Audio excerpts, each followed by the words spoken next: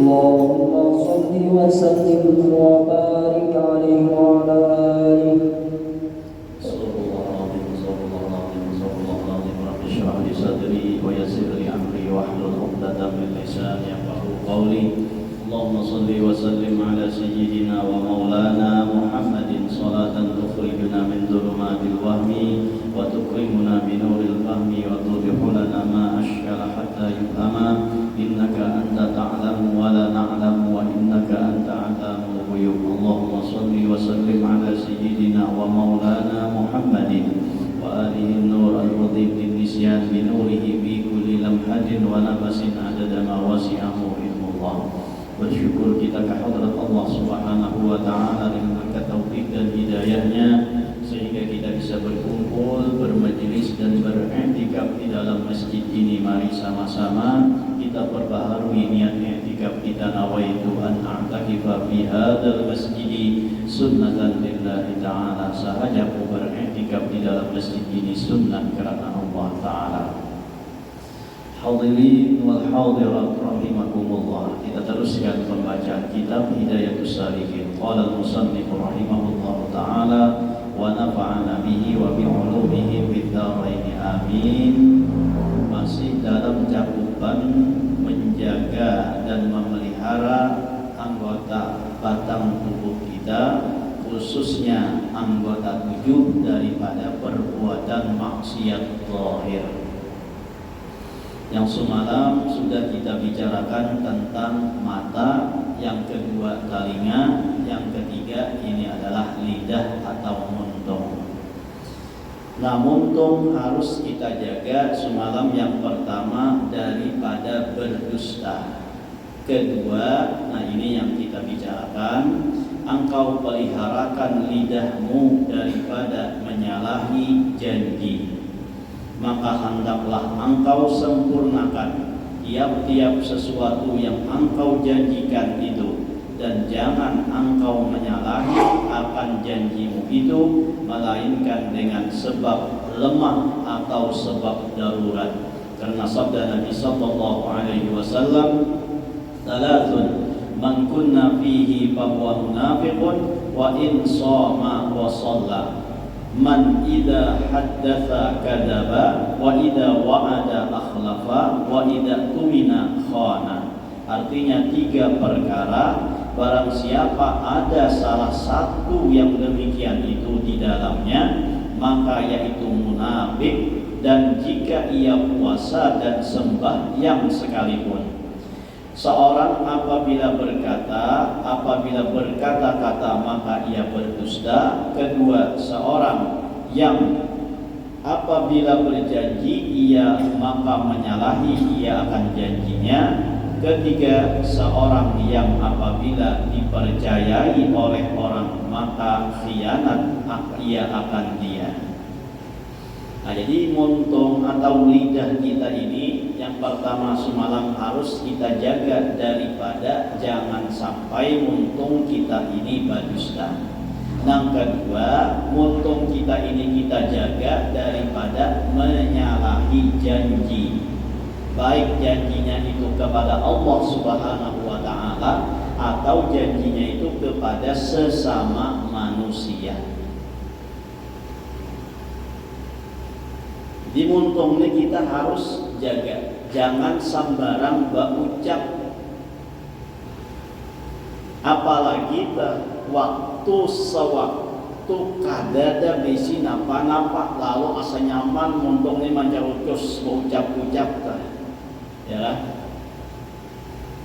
Itu bisa dikategorikan karena janjinya lawan Allah Ta'ala. Aku nyamun begawi kena bagaji 10 juta misal kain aku seminggu memberi atau bawa ke masjid 50.000 misalnya setiap minggu membuat keciringan 50.000. Waktu itu baru bagaji bang lagi 10 juta ya kan. Nah, lalu pas kena bagaji 10 juta kolutina itu menjadi janji yang kita janjikan kepada Allah Subhanahu wa Ta'ala, lalu kada tunaikan.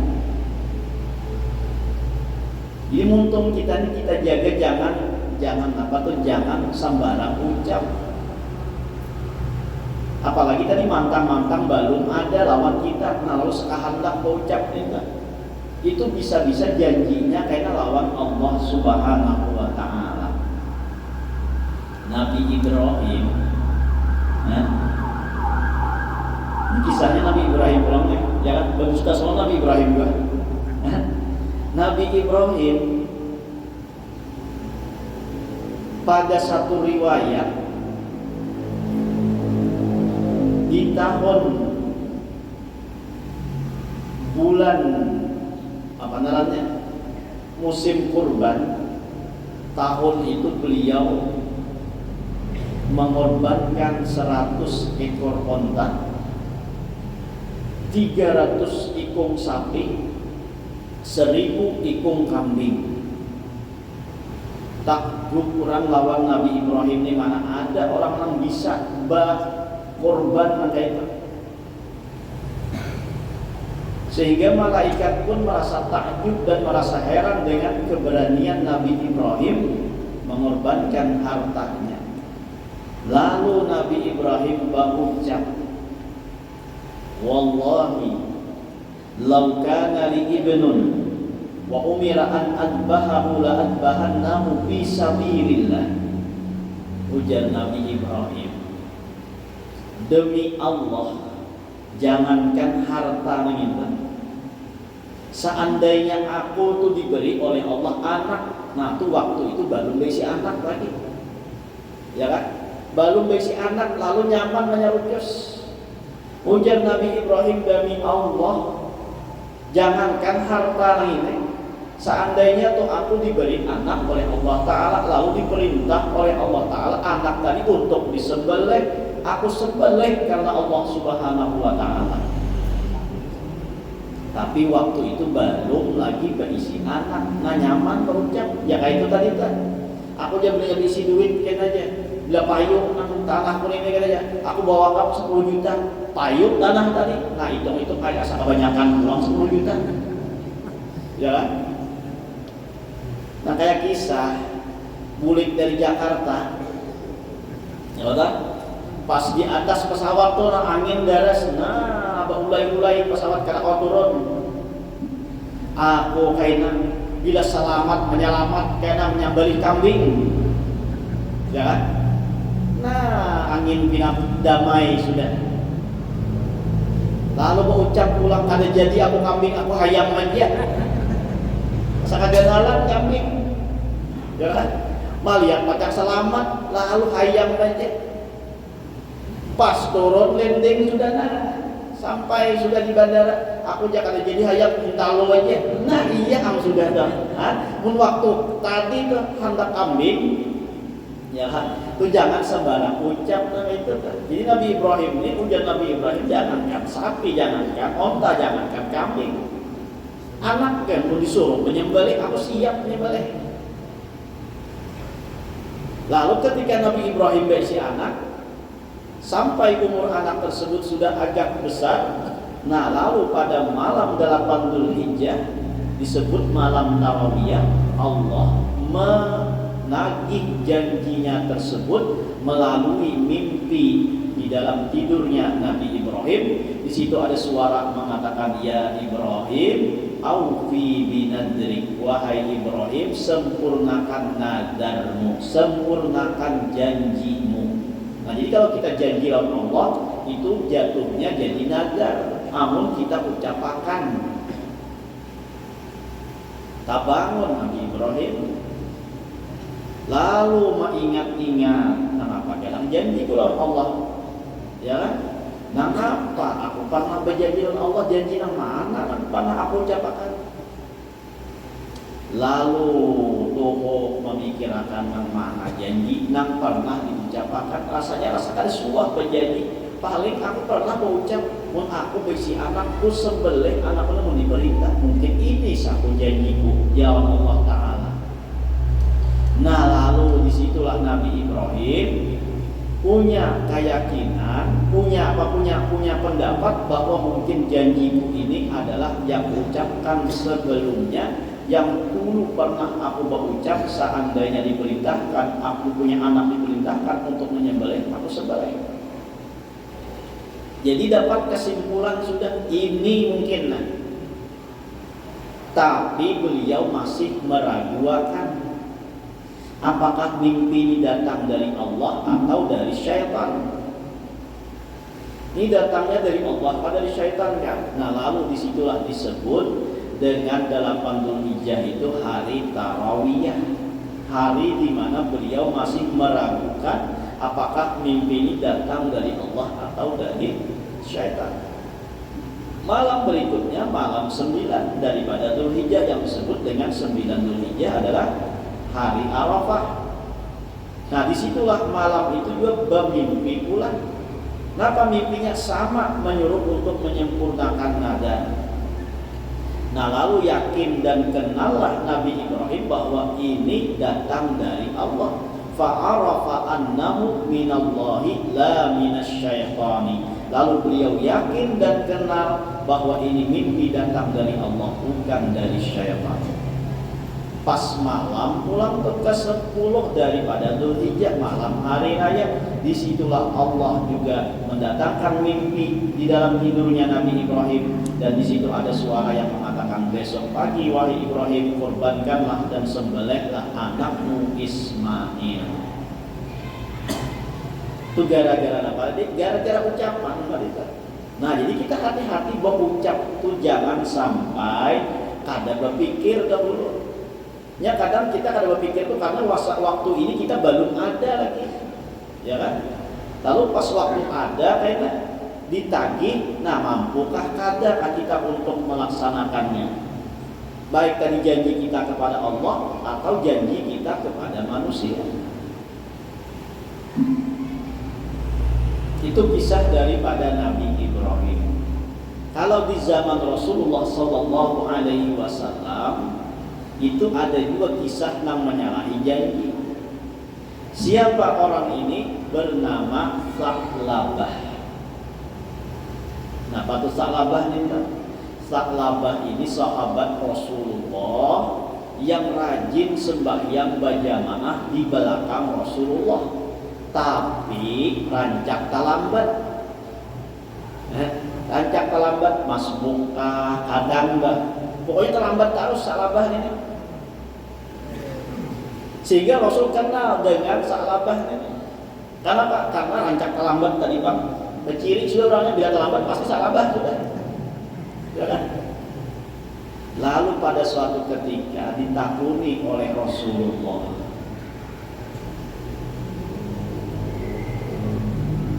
Ujar Rasulullah, wahai Sa'labah, kenapa jadi ikan ini datang selalu terlambat dan pulang kulitnya pandahuluan? Datang paling terlambat, bulik paling pandahuluan. Nampak banget. Nah ujar Sa'labah, wahai Rasulullah, sebenarnya ulun ini hendak juga pada ulun bercapak-capak dan hendak juga berlambat kulitnya. Tapi wahai Rasulullah, baju nak ulun pakai, pakaian nak ulun pakai ini pulang kaina untuk berganti lawan bini di rumah. Inya hendak sembahyang menutup aurat, kami bergantian. Entah itu baju kah, entah itu apakah, pokoknya baju itu bergantian. Saya kira untuk menutup aurat di dalam sembahyang. Saking apa tuh, saking miskinnya Sa'labahnya. Jadi baju itu dihadangi oleh bini ulun, wahai Rasulullah di rumah. Nah kayaknya ulun sembahyang, kayaknya ulun bini ulun sempat di rumah lagi menghadangi. Jadi ulun bila tutup sembahyang langsung guling. Ya kan? Kalau kayak itu ya Rasulullah, biarlah engkau laksanakan sembahyang seperti mana semula, seperti mana ikam sembahyang itu laksanakan. Karena alasan ikam tampak saja tadi. Bulik ke rumah. Nah karena tadi dipandiri oleh Rasulullah, disuruh Rasulullah bagana dahulu dipandiri oleh Rasulullah, lalu Sa'labah ini terlambat. Bini sudah menghadap. Kada biasanya kenapa jadi Sa'labah ini terlambat?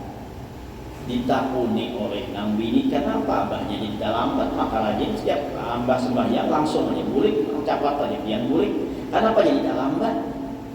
Ujar Sa'labah, tadi aku disentuh oleh Rasulullah, dipandiri dan ditakuni oleh Rasulullah keadaanku, keadaan kita. Kenapa jadi aku cepatnya bulik?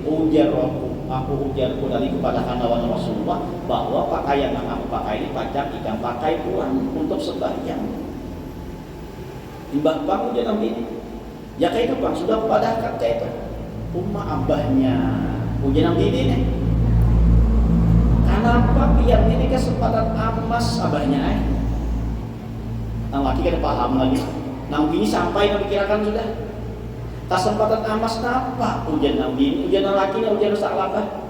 Jakanya pian tuh napas berhadapan Allah Rasul. Minta doa sekira kita sugi nyaman lagi kita sembahyang berjamaah. Iya kan? Nang bini ya Allah.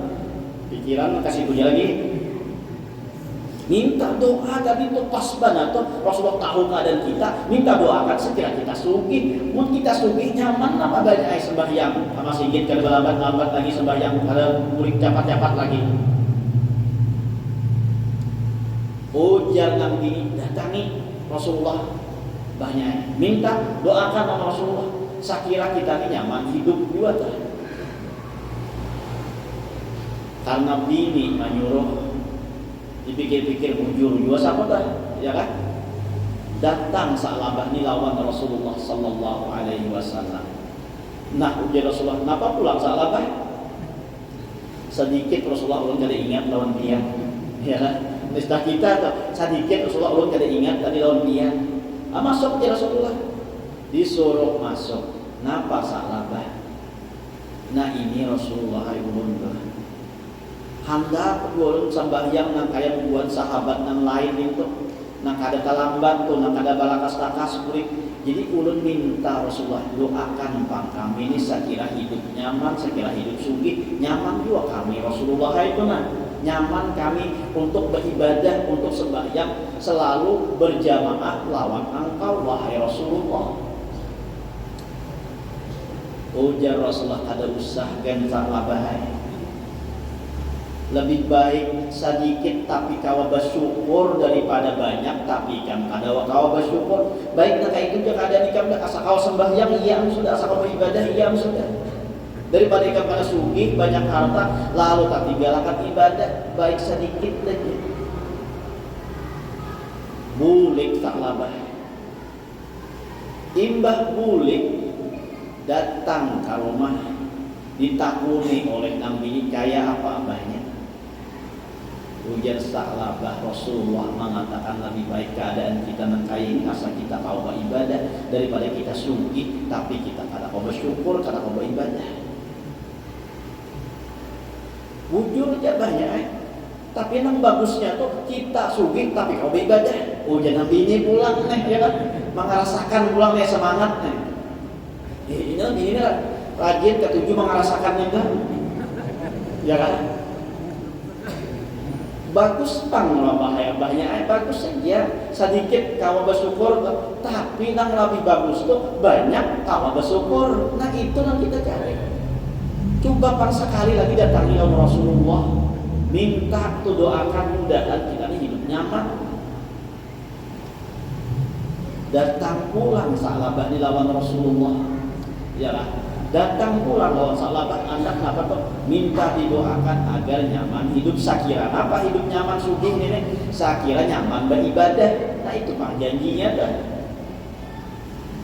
ya kan nyaman sakira nyaman beribadah. Datang lawan Rasulullah sama jawaban Rasulullah.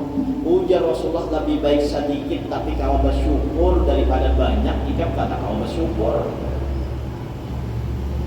Bulik pulang Sa'labah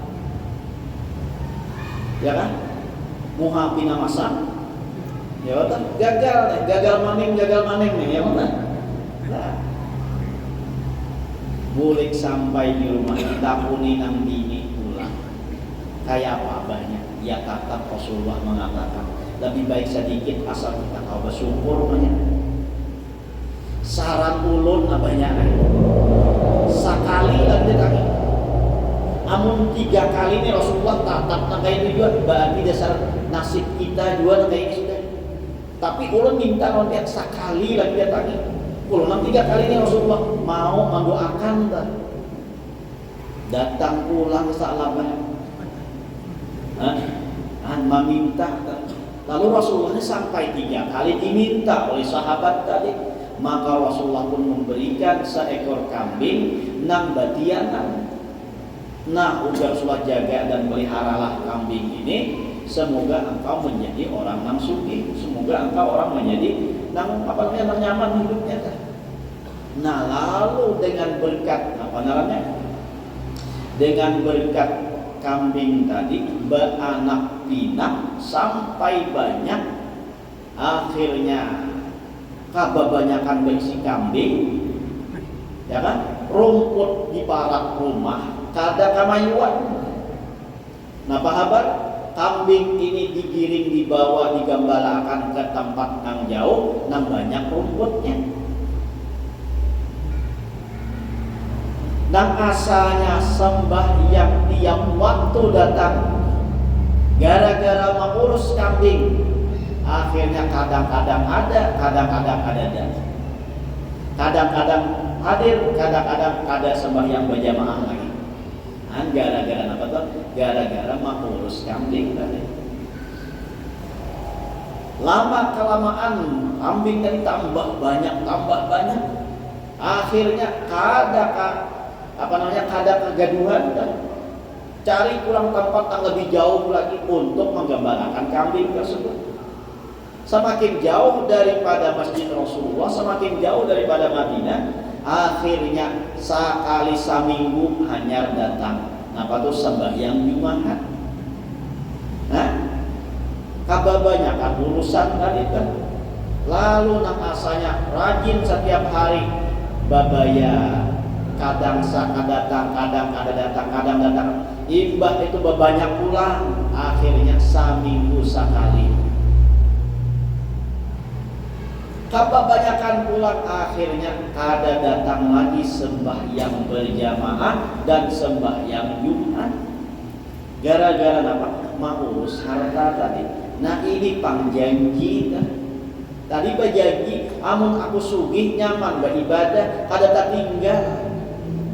Akhirnya apa tuh? Akhirnya kada berjamaah lagi dan kada kada sembahyang Jumat lagi. Bahkan ketika turun ayat untuk mengambil zakat kepada orang-orang yang sugih, malah Sa'labah ini kada mau membayar zakat.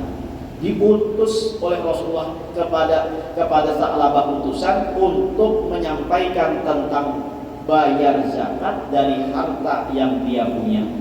Lalu Sa'labah mengatakan, ini bukan zakat, tapi ini adalah pajak yang diambil dariku. Ujar Sa'labah, akhirnya Sa'labah kada mau membayar zakat. Nah, itu apa tuh? Gara-gara apa tuh? Berjanji buat berjanji tapi kada ditepati. Nah, jadi kita tadi jangan sing ucap-ucap tadi.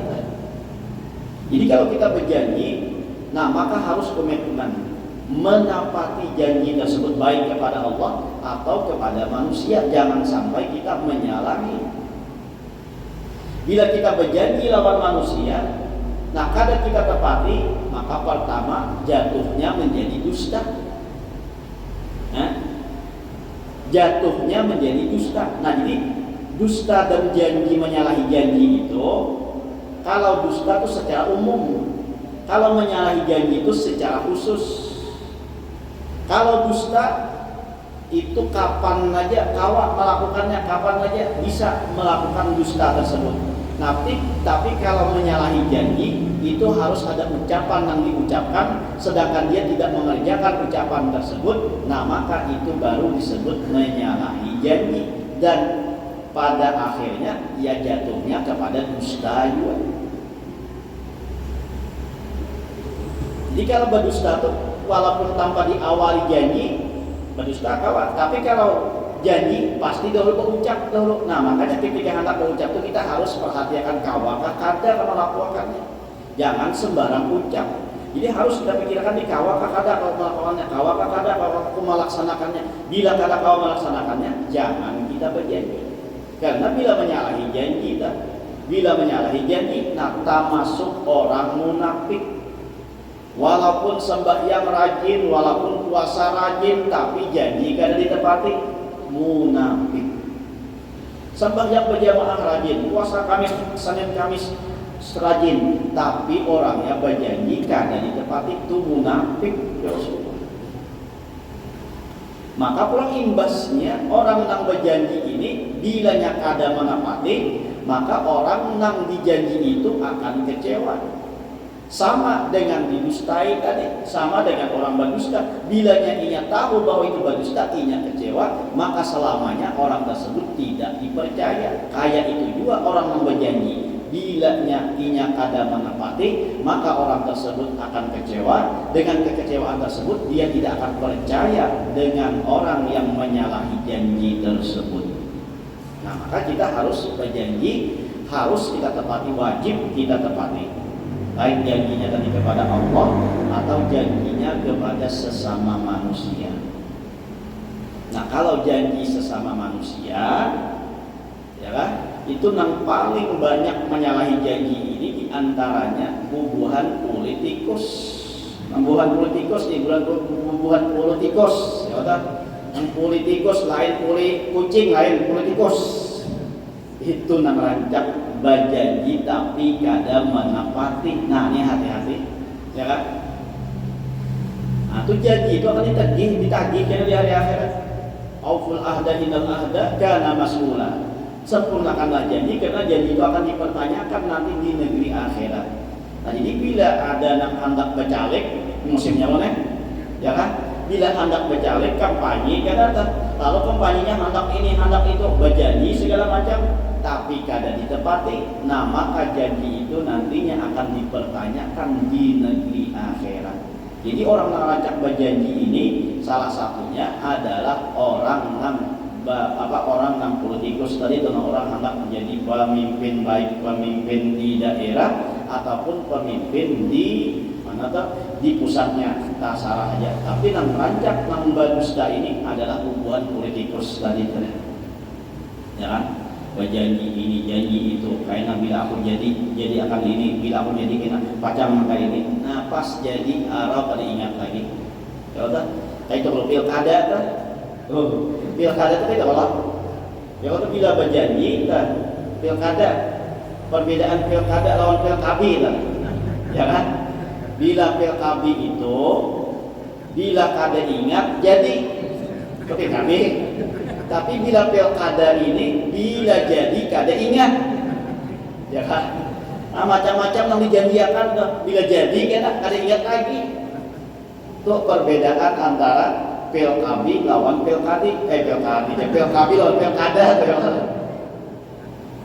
Pilkabi bilanya pilkabi kada ingat jadi, ya kan? Bila kada ingat jadi. Tapi bila pilkada, nah bilanya jadi kada ingat. Itu kebalikannya. Nah, jadi orang yang rancak berdusta itu adalah di antaranya politikus. Nah, jadi mau jadi politikus, jadilah politikus yang jujur, yang jangan berjanji macam-macam. Di antaranya orang yang sering berjanji ini adalah siapa tuh? Lalakian, lawan bibinian, nang berikatan tuh, baik pacaran atau apakah. Nah, ini rancak berjanji yang ini. Nah, maka berjanji kawin kan, ya kan? Besi pacaran 5 kali 5-nya berjanji kawin. Atau nyata benar ada dustanya itu, ya kan? Nyata benar dustanya sudah. Nah, jadi jangan sampai berjanji. Ini anak-anak muda nih, ya kan? Lalu anak memikat bibinya yang tadi berjanji, demi langit dan bumi hanya engkaulah yang aku cintai, misalnya tuh. Nah, si bibinian ini juga hati-hati juga pulang tuh. Jangan tamatkan janji lagi tuh, ya kan? Bila ia berjanji belum qabil tu nikah wa taswijah, anggap angin lalu aja. Nah, bila ada tuh lelaki yang berjanji macam-macam, tapi belum akad nikah, kada usah dipercaya. Ya kan? Ini kadang di bijanda nih nah ujar orang ini kahimungan. Dijanjiin angka ini, dijanjiin angka ini, lalu dia sampai lupa diri, lupa daratan, bahkan lupa keimanan, wani menyerahkan kehormatan lawan yang berjanji tadi. Mbah pakainya gambung kan tah, ya kan? Pakainya tuh betianan, lalakiannya buka, lalakiannya lari, lakiannya kada bertanggung jawab, nah bibiniannya nang merasakan. Jadi hati-hati tuh lawan janji-janji manis. Lalakian nang menjanjikan hendak mengawini, hendak bertanggung jawab apa segala macam. Mun kada dari qabil nikah wa taswijah, mun kada dari akad itu jangan percaya. Ya kan?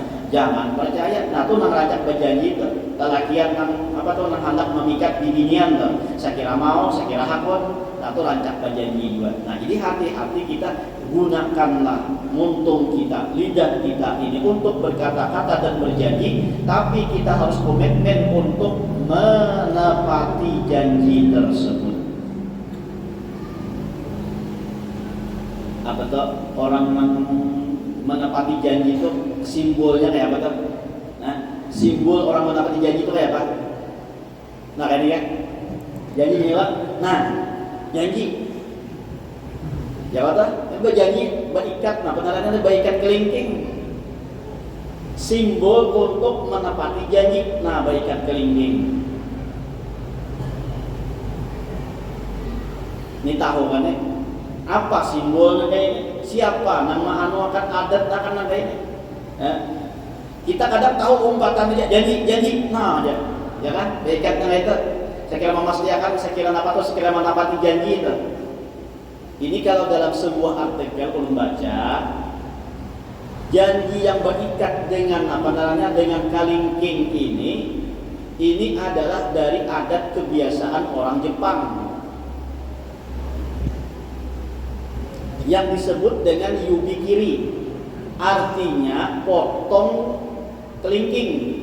Jadi bila berjanji, nah pakai kayak ini, bila menyalahi kena dipotong kelingkingnya juga agar apa? Agar dia tuh komitmen, agar dia tuh tepat janji dan kada menyalahi janji. Bila sudah kayak ini, nah ada seekor namanya menyalahi, maka kelingkingnya akan dipotong. Itu narannya yubikiri. Bahasa kitanya potong kelingking gitu. Nah jadi itu adat dan kebiasaan orang Jepang. Nah kadang kita kada tahu janji-janji kayak ini aja terus kan tahu ya kenapa garang kisahnya mengingat ya kan. Nah, jadi yang kedua, engkau peliharakan lidahmu daripada menyalahi janji, maka hendaklah engkau sempurnakan tiap-tiap sesuatu yang engkau janjikan itu, dan jangan engkau menyalahi akan janjimu itu, melainkan nah ada pengecualian. Apa pengecualiannya? Dengan sebab lemah atau sebab darurat. Kita kada kawa lemah atau karena darurat kada kawa lagi menyempurnakan janji tersebut, nah maka berarti kita boleh aja dahulu di saat lemah dan darurat tadi untuk tidak bisa menepati janji tersebut. Ya contohnya nah kayak bahutang, berjanji kayaknya setahun akan datang pajak bayar, atau anggaplah kalau lawasan setahun bulan yang akan datang pajak bayar. Lalu ketika sampai bulan nang datang tadi, ternyata orang nang berhutang itu kada berisi duit. Nah, ini kan dalam keadaan lemah dan keadaan darurat, dasar bujur-bujur kada berisi duit dan kada kawa membayari. Maka boleh saat itu untuk tidak menepati terlebih dahulu. Nah, maka sebaiknya nang kada kawa ini baudur bujur-bujur. Datang lawan orangnya, bapadah bujur-bujur bahwa aku kada kawa bayar lawan ikam dahulu bulan ini karena aku kada ada berisi duit. Nah, bujur-bujur jarang pak ada nang yang jujur nang ini. Jangan nang datang bahasa pak. Mun sudah hendak berhutang bah bilang kayak bakal warga, bagus menyanjung-nyanjung, bapak-bapak dahulu. Tapi kadang dapat hutangan, karena kau bayari, lalu dia gitu lari-lari ke manakah, buka ke manakah, menyingkir ke manakah dahulu. Saya kira jangan bertamuan lawan sidin itu dah. Seolah kada bakula lagi. Nah itu jangan sampai nah kayak itu, ya kan?